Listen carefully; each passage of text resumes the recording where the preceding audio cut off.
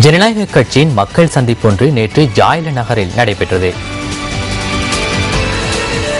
ஜனநாயக கட்சியின் தலைவர் சரத் பொன்சேகாவின் தலைமையில் நடைபெற்ற இந்த நிகழ்வில் ஜாயல பிரதேச மாணவர்களுக்கு பாடசாலை உபகரணங்கள் பகிர்ந்தளிக்கப்பட்டன. எனது கணவரான ஜெனரல் சரத் பொன்சேகாவிற்கு ஓய்வூதியம் கூட வழங்கப்படுவதில்லை. அவர் 30 ஆண்டு கால யுத்தத்தை முடிவிற்கு கொண்டு வந்து உலகத்தில் சிறந்த ராணுவ தளபதியாக திகழ்ந்தார். இந்த உலகத்திலேயே அதிர்ஷ்டமான நாடு என கூறப்படும் இலங்கையில் சட்டம் இவ்வாறு தான் காணப்படுகின்றது. எங்களுக்கு நீதி கிடைக்கவில்லை. இவை அனைத்திற்கும் நாட்டில் காணப்படுகின்ற அதிசயம்தான் காரணம் என நான் நினைக்கின்றேன். ஓய்வூதியம் கிடைப்பதில்லை.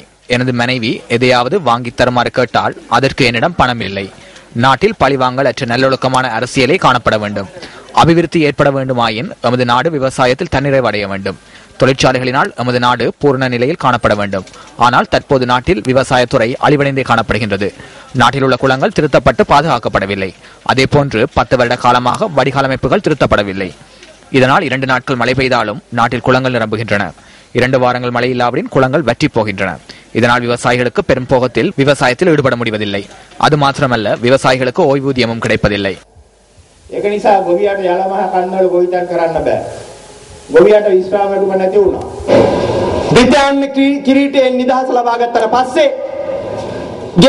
பிரித்தானியாவிடமிருந்து சுதந்திரம் அடைந்து 65 ஆண்டுகள் கடந்துள்ள நிலையில் இந்த நாட்டில் ஆட்சி 2 கட்சிகளுக்கு மட்டுப்படுத்தப்பட்ட வகையிலேயே காணப்பட்டது.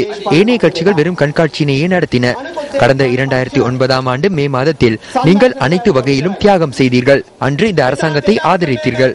பயங்கரவாதத்தை ஒழித்ததன் பின்னர் உறுதிமொழி வழங்கப்பட்டதை போன்று மகிழ்ச்சியான வாழ்வும் பிறக்கும் என்பதனாலேயே அதனை செய்தீர்கள். ஆனால் இந்த அரசாங்கத்தால் மகிழ்ச்சியை ஏற்படுத்த முடியாமல் போனது. நாய்களினதும் பூனைகளினதும் உணவுகளுக்கு வரி குறைத்து நீங்கள் உண்ணும் உணவிற்கு வரியை அதிகரித்த அரசாங்கமே இது.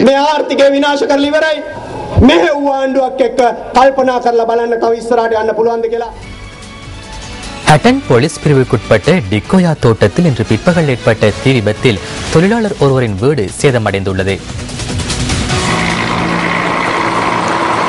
இந்த தீ விபத்தில் உயிரிழப்புகள் எதுவும் ஏற்படவில்லை என்பதுடன் குறித்த வீட்டின் பெறுமதியான ஆவணங்கள் மற்றும் பெருமளவிலான பொருட்கள் தீயினால் அழிவடைந்துள்ளதாக எமது செய்தியாளர் தெரிவித்தார். இந்த வீட்டு தொகுதியில் 3 வீடுகள் அமைந்துள்ளன. அதில் ஒரு வீட்டில் இன்று பிற்பகல் 3:30 மணியளவில் தீ ஏற்பட்டதாக வீட்டு உரிமையாளர் குறிப்பிட்டார். இந்த தீ மற்ற வீடுகளுக்கும் பரவாமல் கட்டுப்படுத்தப்பட்டதுடன் இந்த தீ விபத்தில் எவருக்கும் காயங்கள் ஏற்படவில்லை என தெரிவிக்கப்படுகின்றது. இந்த தீ விபத்து தொடர்பான மேலதிக விசாரணைகளை ஹட்டன் போலீசார் மேற்கொண்டு வருவதாக எமது செய்தியாளர் மேலும் தெரிவித்தார். அடுத்து சக்தியின் தேடலில்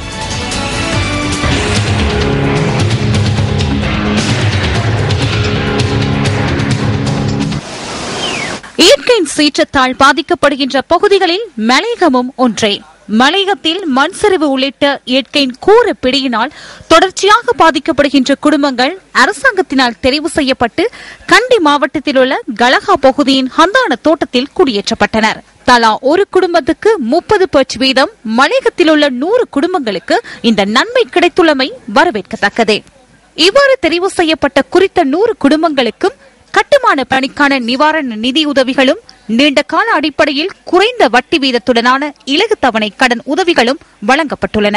கண்டி கலகா பகுதியின் ஹந்தான தோட்டத்திற்கு இந்த உதவிகள் வழங்கப்பட்டு 2 வருடங்கள் கடந்துள்ளன. இந்த நிலையில் குறித்த பகுதி வாழ் மக்களுக்கு இன்று வரை எந்தவித அடிப்படை வசதிகளும் ஏற்படுத்தி கொடுக்கப்படாமை மனவேதனைக்குரியதே.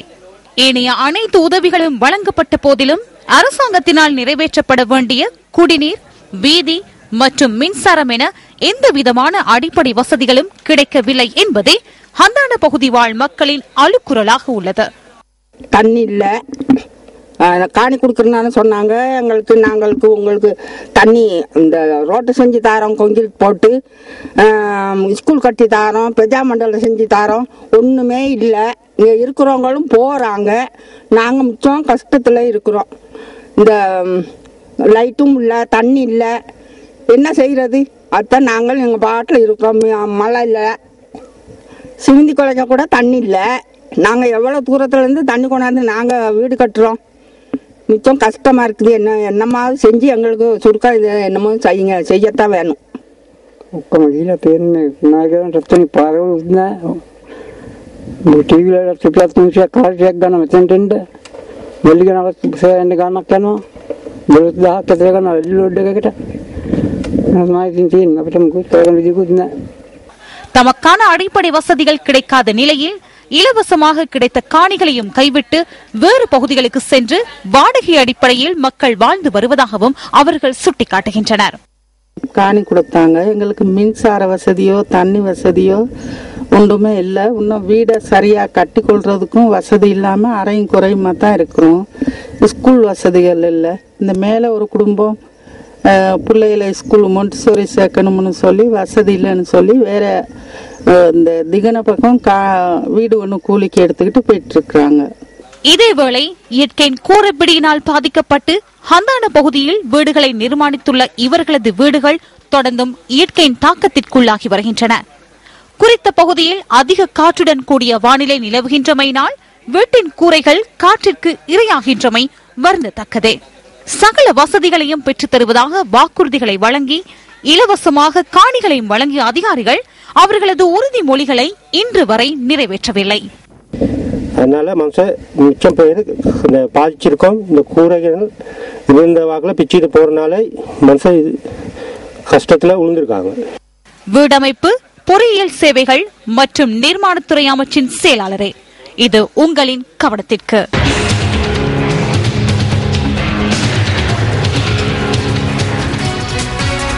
பொலன்னறுவை அரலகங்வில பிரதேசத்தில் மனித எச்சங்கள் சில கண்டுபிடிக்கப்பட்டுள்ளன. அரலகங்வில கல்தலாவ மகாபலி கிராமத்தின் காட்டுப்பகுதியில் இருந்து இந்த மனித எச்சங்கள் இன்று கண்டெடுக்கப்பட்டன. போலீஸ் அவசர பிரிவான 119க்கு கிடைக்கப்பெற்ற தொலைபேசி முறைப்பாட்டின் பிரகாரம் இந்த மனித எச்சங்கள் கண்டுபிடிக்கப்பட்டன. குறித்த மனித எச்சங்கள் சிலரினால் எரிக்கப்பட்ட நிலையிலேயே காணப்பட்டதாக போலீசார் தெரிவித்தனர். கல்தலாவையில் இன்று மீட்கப்பட்ட மனித எச்சங்கள் சிறிய குழந்தை ஒன்றினுடையது போல தெரிகின்றது. புதியல் எடுக்கவோ அல்லது செய்வினைகள் செய்ய அல்லது இதனை போன்ற வேறு ஏதேனும் செயற்பாடுகளுக்கு இவ்வாறு செய்கின்றனர். இந்த எச்சங்கள் மனிதர்களுடையதா அல்லது வேறு விலங்கினதா என்பது இதுவரையில் உறுதி செய்யப்படவில்லை என போலீஸ் ஊடக பேச்சாளர் சிரேஷ்ட போலீஸ் அத்தியட்சகர் அஜித் ரோகன தெரிவித்தார். எவ்வாறாயினும் புதியல் தோண்டுவதற்காக வந்தவர்களினால் இவ்வாறு செய்யப்பட்டிருக்கலாம் என சந்தேகிக்கப்படுவதாக அவர் மேலும் குறிப்பிட்டார். கடந்த காலங்களில் ஏற்பட்ட பல்வேறு பிரச்சினைகள் காரணமாக நாட்டின் கல்வித்துறை வீழ்ச்சி கண்டுள்ளதாக கல்விமான்கள் தெரிவிக்கின்றனர். நாட்டின் கல்வித்துறையில் ஏற்படும் வீழ்ச்சி மாணவர்களின் எதிர்காலத்தை இருள் சூழ வைக்கும் என அவர்கள் சுட்டிக்காட்டுகின்றனர். CWW கண்ணங்கர நாட்டுக்கு அறிமுகப்படுத்திய இலவச கல்வி முறைமை இலங்கையின் சமூக மற்றும் பொருளாதார துறையில் புதிய மாற்றத்தை ஏற்படுத்தியதாக கல்விமான்கள் தெரிவிக்கின்றனர். பல படிமுறைகளில் ஆரம்பிக்கப்பட்ட இந்த கல்வி முறைமை படித்தரங்களை தாண்டி இன்றும் வியாபித்து காணப்படுகின்றது. எனினும் இன்று கொழும்பில் பிரபல பாடசாலைகளாக காணப்படும் ரோயல், தர்ஸ்டன், ஆனந்தா நாளந்தா, இசிபதன, விஷாக்கா, தேவி பாலிகா, கல்கிசை, புனித தோமஸ் போன்ற கல்லூரிகளுக்கு மாணவர்களை சேர்த்துக் கொள்வதற்கு பெற்றோர்கள் மத்தியில் பெரும் போட்டித்தன்மை காணப்படுகின்றது. பிரதேச மட்டத்தில் நோக்கும் பொழுது காளி மஹிந்த கல்லூரி, ரிஷ்மண்ட், மாத்தரை ராகுல, சுஜாதா, கண்டி திருத்துவ கல்லூரி, தர்மராஜ கல்லூரி, கின்ஸ்வுட் கல்லூரி, குர்நாகல் மல்லிதேவி கல்லூரி என்பனவும் கொழும்பை மையமாக கொண்டு பிரபல பாடசாலைகளின் கலாசாரத்தில் பயணிக்கும் பாடசாலைகளாக கருதப்படுகின்றன. நாட்டில் உள்ள அனைத்து பாடசாலைகளையும் சகல துறைகளிலும் முன்னேற்றுவதற்கு இதற்கு முன்னர் இருந்த அரசாங்கங்களும் தற்போதைய அரசாங்கமும் பெரும் முயற்சிகளை மேற்கொண்டன. அவற்றில் தேசிய பாடசாலை, நவோதய பாடசாலை, 1000 பாடசாலை அபிவிருத்தி திட்டம் என்பவற்றை குறிப்பிட முடியும். நாட்டின் கல்வித்துறையில் முன்னேற்றம் கருதி அரசாங்கம் பல்வேறு திட்டங்களை வகுத்த போதிலும் காலந்தோறும் தீர்க்கப்படாத பல பிரச்சனைகளும் ஏற்பட்டன. 2011ஆம் ஆண்டு கல்வி பொதுத்தராதர உயர்தர பரீட்சை பெறுபேறுகளின் Z புள்ளி தொடர்பில் ஏற்பட்ட பிரச்சினை இவற்றில் முக்கியமான ஒன்றாகும். அதனை உயர் நீதிமன்றத்துக்கு சென்றே தீர்க்க வேண்டி ஏற்பட்டது. 2012ஆம் ஆண்டு தரம் 5 புலமை பரிசில் பரீட்சைக்கான வினாத்தாள்கள் பரீட்சைக்கு முன்னதாகவே வெளியாகியது. அதே வருடத்தில் கல்வி பொதுத்தராதர சாதனதர பரீட்சையின் விஞ்ஞான பாடத்தின் வினா பத்திரங்களின் ஒரு சில வினாக்கள் பரீட்சைக்கு முன்னதாகவே வெளியாகியிருந்தது. அதன் பின்னர் அது உறுதிப்படுத்தப்பட்டமையினால் அந்த 19 வினாக்களுக்கும் 19 புள்ளிகளை அனைத்து மாணவர்களுக்கும் வழங்க கல்வி அமைச்சர் தீர்மானித்தார். இதேவேளை மற்றொரு வினாபத்திரம் வெளியான சம்பவம் கண்ணோர்வ ரணபிம ரோயல் கல்லூரியில் பதிவானது. 2014ஆம் ஆண்டு அந்த கல்லூரியில் 6ஆம் தரத்துக்கு மாணவர்களை சேர்த்துக் கொள்வதற்கான பரீட்சையில் சில வினாத்தாள்கள் முன்கூட்டியே வெளியாகியிருந்தது. மத்திய மாகாண கல்வி அமைச்சின் அதிகாரிகளுக்கு எதிராக இதுகுறித்து குற்றம் சுமத்தப்பட்டது. கல்வித்துறை மீது கடந்த காலங்களில் அதிக அரசியல் தலையீடுகளையும் காண முடிந்தது. நவகத்தேகம நவோதய கல்லூரியில் ஆசிரியர் ஒருவரை மண்டியிட வைத்த சம்பவம் தொடர்பில் வடமேல் மாகாண உறுப்பினர் ஒருவர் மீது குற்றம் சுமத்தப்பட்டது. இதேவேளை ஆசிரியர் ஒருவர் கூரை மீது ஏறி ஆர்ப்பாட்டம் செய்த சம்பவம் ஒன்று கொழும்பில் பிரபல பாடசாலையொன்றில் பதிவானது. பாடசாலைக்கு வர்ணம் பூசுவதற்கு பணம் பெற்றுக் கொடுப்பதற்காக மாணவி ஒருவர் 8 தேங்காய்களை திருடியதாக கூறப்படும் சம்பவம் தொடர்பிலும் அதிகம் பேசப்பட்டது. இதன் காரணமாக பல்வேறு திட்டங்களுக்கு பணம் சேகரிப்பதை தவிர்த்துக் கொள்ளுமாறு புதிய சுற்று நிருபம் ஒன்று வெளியிடப்பட்டது. முதலாம் தரத்துக்கு மாணவர்களை இணைத்துக் கொள்வது கல்வித்துறையில் உள்ள மற்றொரு பாரிய பிரச்சனையாகும். இதன் காரணமாக அதிபர்கள் பணத்துக்கு அடிமையாகியுள்ளதாக பல சந்தர்ப்பங்களில் குற்றம் சுமத்தப்பட்டது. இதேவேளை பாடசாலைகளுக்கு மாணவர்களை இணைத்துக் கொள்வது தொடர்பிலேயே கடந்த வருடம் லஞ்சம் பெற்றுக் கொண்டமை தொடர்பில் அதிக அளவிலான முறைப்பாடுகள் பதிவாகியிருந்தன. கல்வித்துறை தொடர்பில் நிரந்தர தேசிய தீர்வு ஒன்று இல்லாமையின் காரணமாகவே இத்துறையில் அடிக்கடி பிரச்சனைகள் ஏற்படுவதாக பல்வேறு தரப்பினரும் கூறுகின்றனர். அரசாங்கம் மாறும் போது அமைச்சர்கள் மாறுவதை போன்று கல்வி கொள்கையும் மாறுகின்றமை நாட்டின் எதிர்கால சமூகத்தை பாதிக்கும் அல்லவா?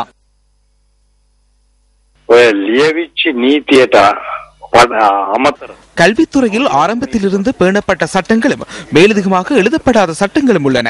எந்த ஒரு துறையையும் முன்னேற்றுவதற்கு முறையொன்று உள்ளது. உண்மையில் அதனூடாக நிறுவனம் பாதுகாக்கப்பட்டுள்ளது. நிர்வாக உறுப்பினர்கள் மத்தியில் அந்த அறிகுறிகளை காண முடிந்தது. இந்த நாட்டில் எதிர்காலத்திற்காக செய்யும் ஓர் பெருமதிமிக்க முதலீடு கல்வியாகும். எனவே முதலீட்டை உரிய முறையில் நிறைவேற்றாவிட்டால் அந்த துறையில் பாரிய பிரச்சனைகள் ஏற்படும். ஆகவே அந்த துறை தொடர்பில் அதிக கவனம் செலுத்த வேண்டும். அவ்வாறு செய்தாலே முன்னர் இருந்த நிலைக்கு மாற முடியாவிட்டாலும் ஏதாவது ஒரு முறைக்கு செல்ல முடியும். இது குறித்து நன்கு புரிந்து கொண்டு செயற்பட வேண்டும்.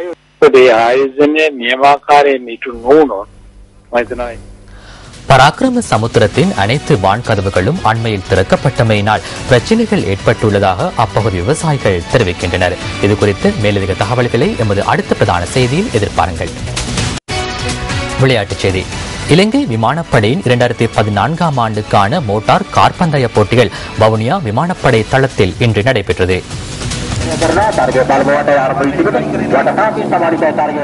இலங்கை விமானப்படையின் வவுனியா தலைமையகத்தில் இடம்பெற்ற இந்த போட்டிகளை இலங்கை மோட்டார் கழகத்துடன் இணைந்து விமானப்படை ஏற்பாடு செய்திருந்தது. இந்த போட்டிகளில் கலந்து கொள்வதற்கு நாட்டின் பல பாகங்களிலும் இருந்து போட்டியாளர்கள் வருகை தந்திருந்தனர். இதன்போது ஆண் பெண் என இரு பாலாருக்குமான மோட்டார் பந்தய போட்டிகள் இடம்பெற்றன. நியூஸ் ஃபர்ஸ்டின் அடுத்த பிரதான செய்தியை 10:45க்கு எதிர்பாருங்கள். வணக்கம். Hotline 0114-896-896 www.newsfirst.lk. Feedback at newsfirst.lk.